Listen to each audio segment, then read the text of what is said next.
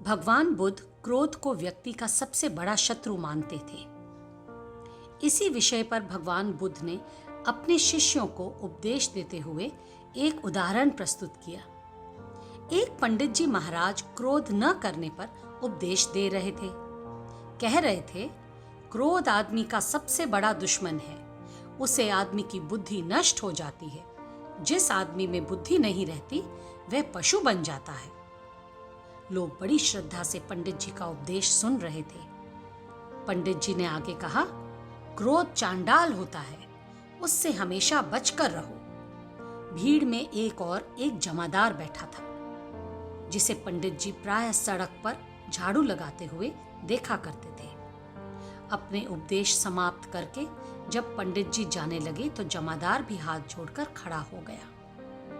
लोगों की भक्ति भावना से फूले हुए पंडित भीड़ के बीच में से आगे बढ़ रहे थे।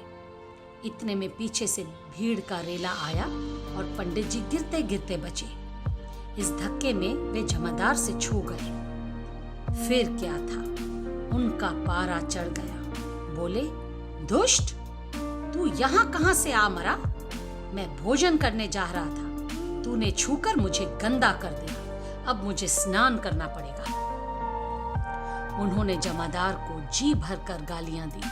असल में उनको बड़े जोर की भूख लगी थी और वे जल्दी जल्दी यजमान के घर पहुंचना चाहते थे।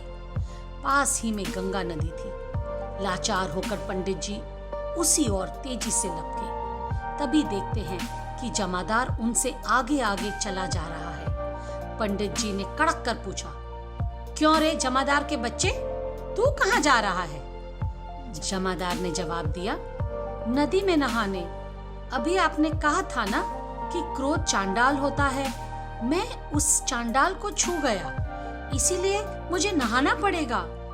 पंडित जी को जैसे काठ मार गया। वे आगे एक भी शब्द ना कह सके और जमादार का मुंह ताकते रह गया। भगवान बुद्ध की कथा सुनकर शिष्य अपनी हंसी ना रोक सके और सभी खिलखिलाकर हंस दिए।